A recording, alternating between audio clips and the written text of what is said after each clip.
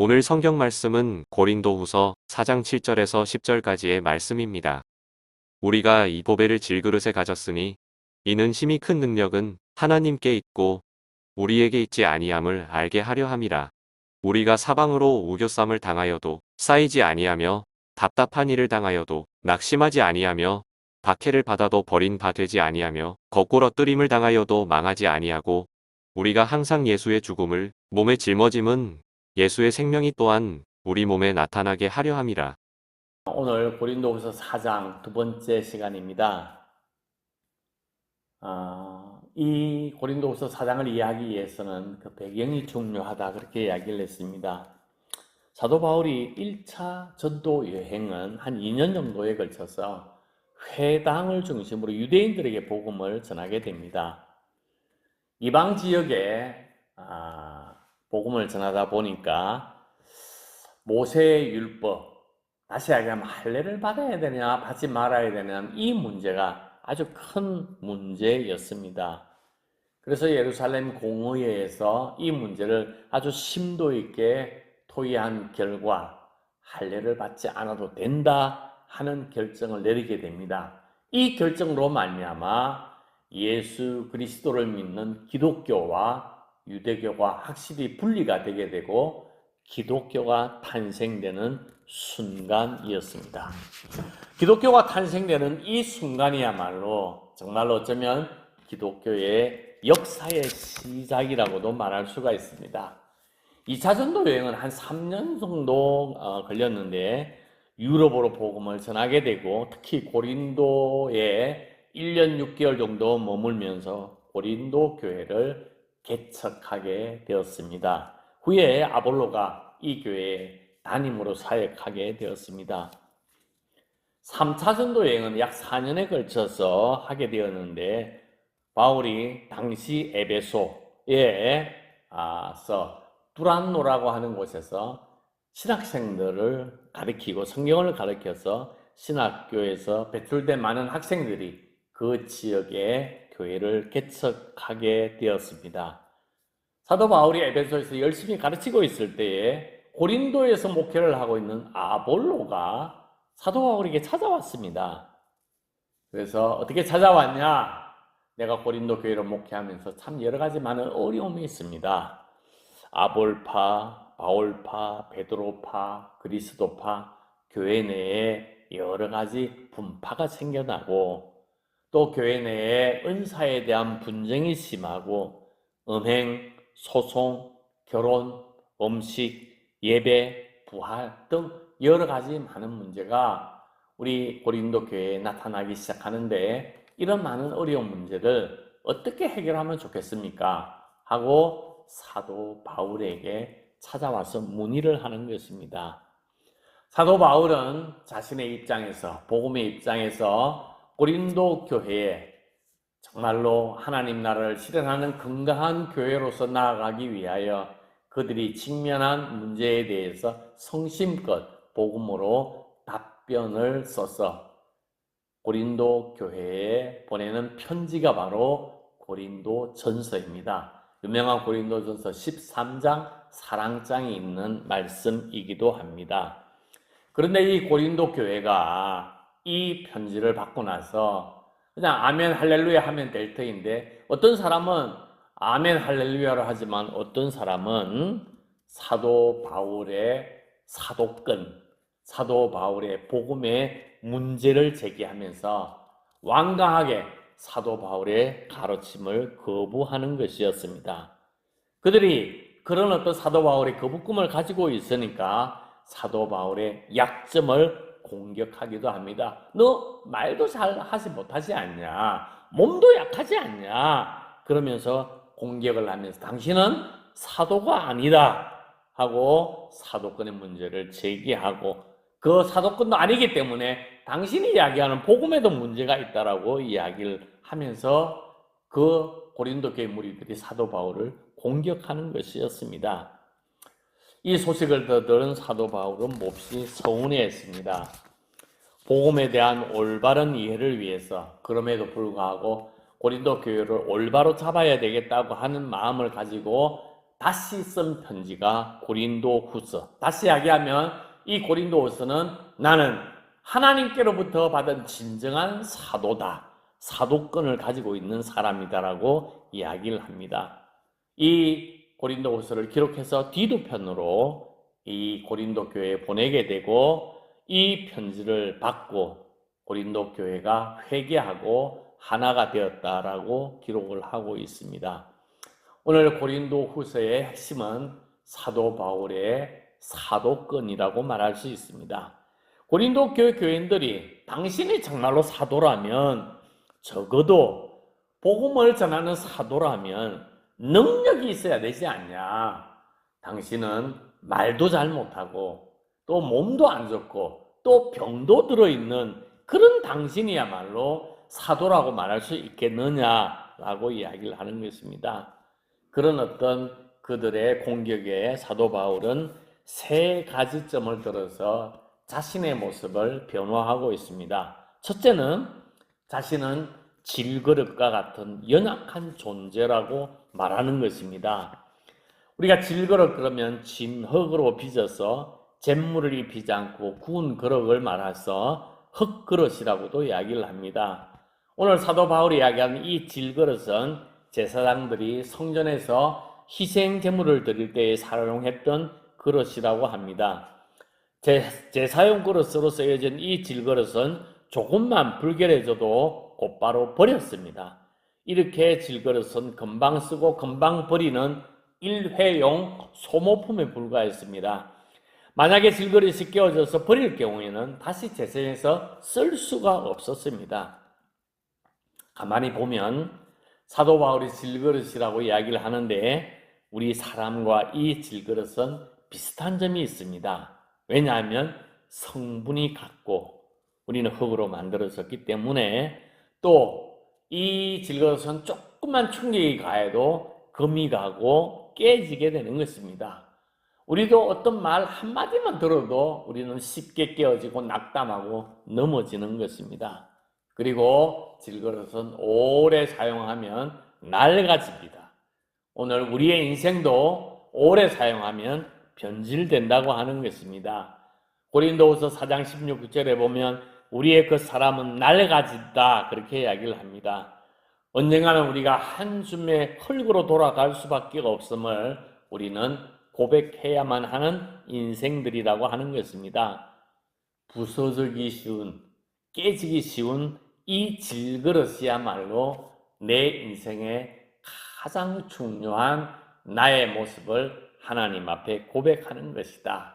내가 질그릇이라고 하는 것을 깨닫게 될 때, 알게 될 때 그 속에 진짜 하나님의 능력이 역사한다고 하는 것입니다. 하나님의 능력은 우리가 강할 때에 임하는 것이 아니라 약할 때에 임한다고 하는 것을 사도 바울이 이야기를 하고 있습니다. 예수님께서 이 세상에서 가장 잔인한 사형 도구 위에서 가장 비참하게 가장 무기력하게 돌아가셨습니다. 그러나 이 십자가야말로 하나님의 능력이 되었습니다. 인간을 죄와 죽음으로부터 구원하는 하나님의 놀라운 능력이 이 십자가로부터 왔던 것이었습니다. 두 번째로는 이 연약한 질그릇 속에 보배가 담겨 있다고 고백을 합니다. 질그릇은 그 자체로서는 형편없는 연약한 것입니다. 그러나 이 질그릇에는 보배가 담겨져 있습니다. 그리하여 질그릇 자체는 약해 보이지만 보배가 담겨져 있을 때 더 이상 깨지지 않는다는 것입니다. 보배로부터 오는 능력이 있기 때문에 그렇습니다. 오늘 7절 후반주에 보면 이는 능력의 심이 큰 것이 하나님께 있고 우리에게 있지 아니함을 알게 하려 함이라 그랬습니다. 하나님께서 인간을 금이나 은으로 강철로 만들지 아니하시고 흙으로 만드신 것은 이유가 있습니다. 그것은 자기 자신을 의지하지 않고 하나님을 의지하도록 만들기 위해서 흙으로 만드셨다고 하는 것입니다. 예수 믿는 사람들이라고 해서 병에 안 걸리는 것 아닙니다. 예수 믿는 사람들이라고 해서 안 죽는 것 아닙니다. 예수 믿는 사람이라고 해서 얼굴의 외모나 신체의 모습이나 세상 사람들과 재질이 다른 것 아닙니다.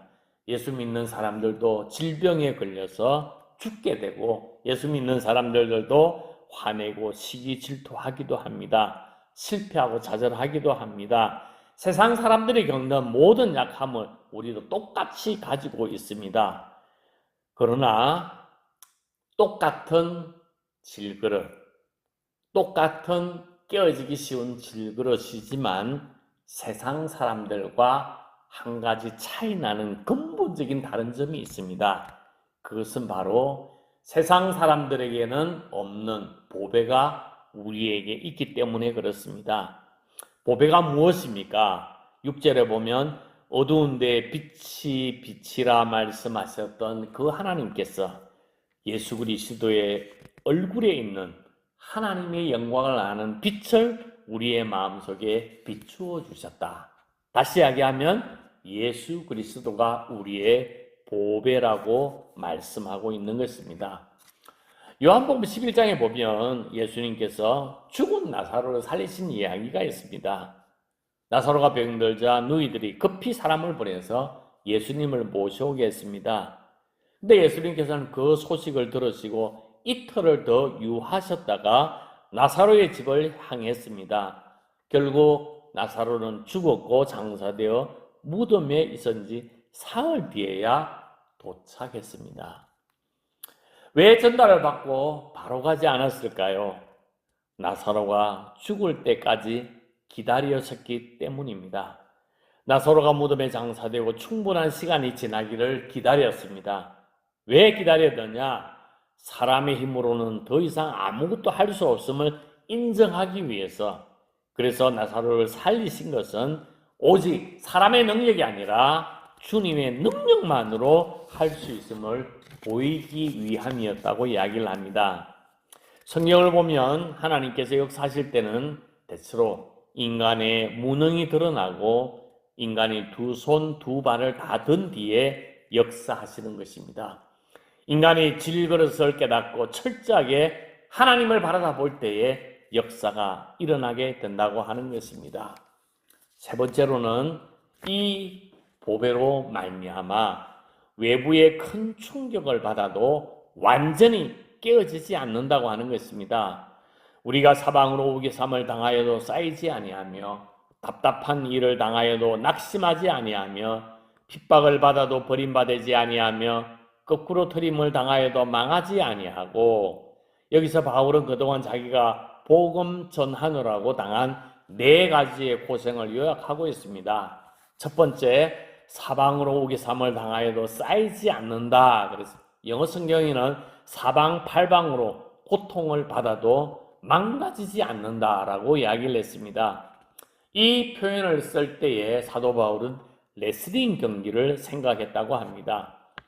레슬링 선수가 상대방을 아무리 누르고 제압하려 해도 상대방은 결코 완전히 짓눌리지 않는다는 뜻이라는 것입니다.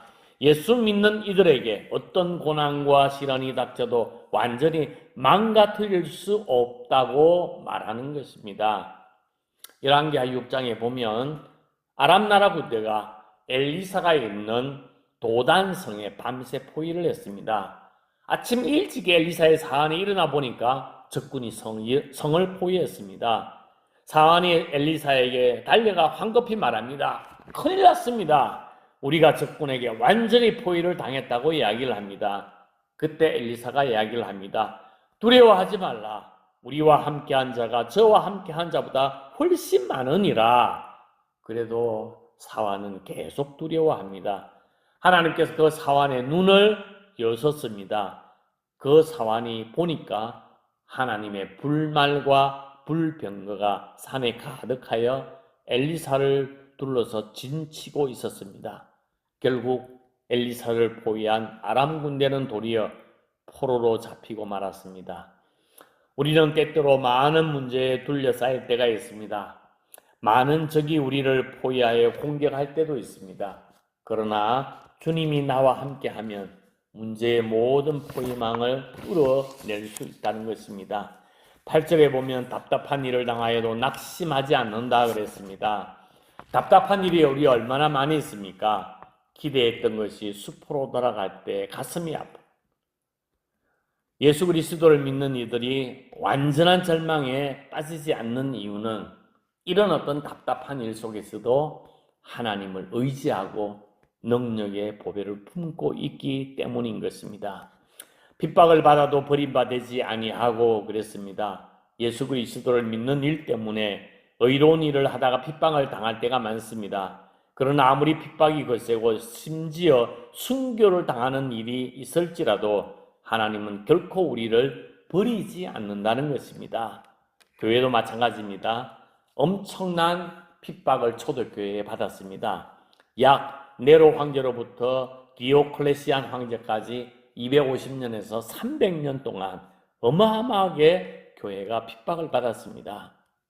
예수 그리스도를 믿는 사람들을 다 죽였습니다. 그럼에도 불구하고 교회는 지금까지 살아있습니다. 왜 이렇게 살아있는가? 부활하셔서 교회의 머리가 되신 예수님이 결코 이 교회를 버리지 아니하시고 교회와 함께 하고 있기 때문에 그렇습니다. 우리 기독교의 역사도 마찬가지입니다. 우리 서양 문물을 아주 배격하는 대원군 시대에 예수를 믿는다 하면 그 사람으로 말미암아 8촌까지 처형을 해서 약 8,000명 정도의 기독교 신자들이 숙청을 당했습니다. 한국 기독교의 불씨를 완전히 없애버리기 위해서 대원군은 가능하면 다 죽였습니다. 그러나 기독교가 꺼지지 아니했습니다. 오늘 우리 한국 교회를 보십시오. 미국 다음으로 전 세계에서 가장 많은 선교사를 파송한 나라가 대한민국입니다. 신명기 31장 6절에 보면 너는 마음을 강하게 하고 담대히 하라. 그들을 두려워하지 말라. 그들 앞에서 떨지 말라. 이는 내 하나님 여호와 그가 너와 함께 행하실 것임이라. 반드시 너를 떠나지 아니하시며 버리지 아니하시리라고 했습니다. 보배를 품은 그리스도인들을 하나님께서 끝까지 버리지 않으실 것입니다. 9절 후반부에 보면 거꾸로 들임을 당하여도 망하지 아니하고 그랬습니다. 이 표현은 복싱 경기를 염두에 두었다고 합니다. 복싱 선수가 상대방에게 강펀치를 날려서 여러 차례 링 위에 눕힐 수 있습니다. 그러나 넘어진 선수는 일어서고 또 일어서게 되는 것입니다. 오뚜기처럼 일어난다는 것입니다. 수없이 거꾸로 틀릴 수 있으나 완전히 망하게 할 수는 없다는 것입니다. 예수 그리스도를 믿는 사람은 왜? 그 안에 보배가 있기 때문에 그렇습니다. 호레이시오 스페포드라고 하는 변호사가 시카고에 있었습니다. 이 변호사가 부동산에 투자를 해서 많은 돈을 벌었습니다. 그런데 갑자기 시카고에 대화재가 일어나서 자신이 가지고 있는 모든 재산을 다 잃어버렸습니다. 엎친데 덮친격으로 일남 사녀 중 외아들까지 갑자기 폐렴으로 잃게 되었습니다. 그리고 난 또 한 2년쯤 지나고 나서 온 가족들이 영국으로 여행을 하게 되었는데 갑자기 스페포드는 사업상 급한 일이 생겨서 자신은 가지 못하고 부인과 네 딸만 배에 태워서 유럽으로 보냈습니다. 그런데 불행히도 이 배가 또 다른 배와 충돌해서 수백 명이 죽고 겨우 47명만 살아남게 되었다는 것입니다. 스페포드는 아내로부터 전보 한 장을 받았는데 두 글자, 여보 미안해요, 저만 살았어요 하고 전보가 왔다는 것입니다. 네 딸이 모두 목숨을 잃었던 것이었습니다. 스페포드는 즉시 다음 배를 타고 사고 현장으로 달려갔습니다. 아내가 네 딸이 죽은 곳이라고 가리키는 현장을 보면서 처절하게 죽어가는 네 딸의 모습이 생각나서 견딜 수가 없었습니다. 그러나 이와 같은 엄청난 비극의 현장 속에서도 하나님께서 그에게 은혜를 베풀어 주셔서 자기의 마음속에 강 같은 평화가 기적적으로 마음속에 흘려왔다고 하는 것입니다. 그리고서 즉시 선실에 들어가서 찬송의 시를 지었습니다. 내 평생에 가는 길 수탈하여 늘 잔잔한 강 같든지 큰 풍파로 무섭고 어렵든지 나의 영혼은 늘 편하다. 내 영혼 평안해, 내 영혼 평안해 하면서 찬송을 지었던 것입니다. 아브라함도 인생의 절정기에 하나님의 약속의 응답을 받지 못했습니다. 인간의 힘으로 아들을 낳을 수 없는 나이 100세에 하나님의 약속을 받았습니다. 그 이유가 무엇이겠습니까? 자신이 질그릇임을 깨닫고 고백하기 위해서입니다.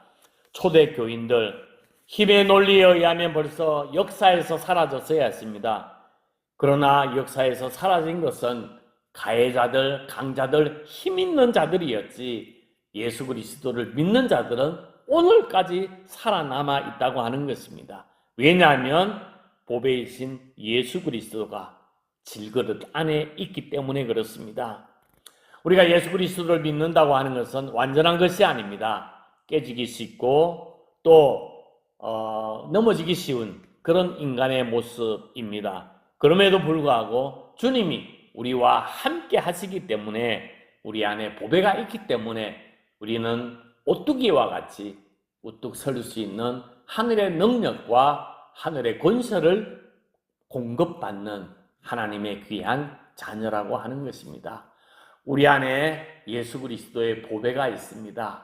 이 보배로 말미암아 이 세상에서 나는 보배를 가진 보배함으로써 당당한 권세를 가지고 세상에서 승리의 창가를 부를 수 있는 하나님의 귀한 자녀들이 되기를 주님의 이름으로 축복합니다.